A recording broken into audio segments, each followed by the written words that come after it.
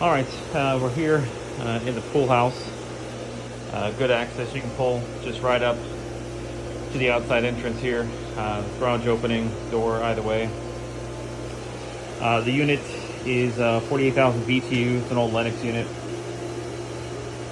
15 inches wide, 50 inches tall.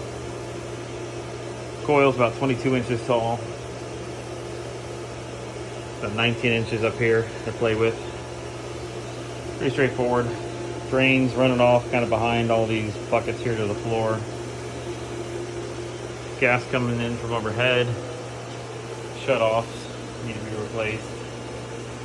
Electrical there on the left as well. Panel right here. Flue's a 4-incher. Just running 4 inches all the way back there. I'd say that's about, it's probably about 8 foot. Return drop is a just underneath a 10 by 25, so 9.5 by 25. 8 inches between the return and the side of the furnace here, if we need to replace that.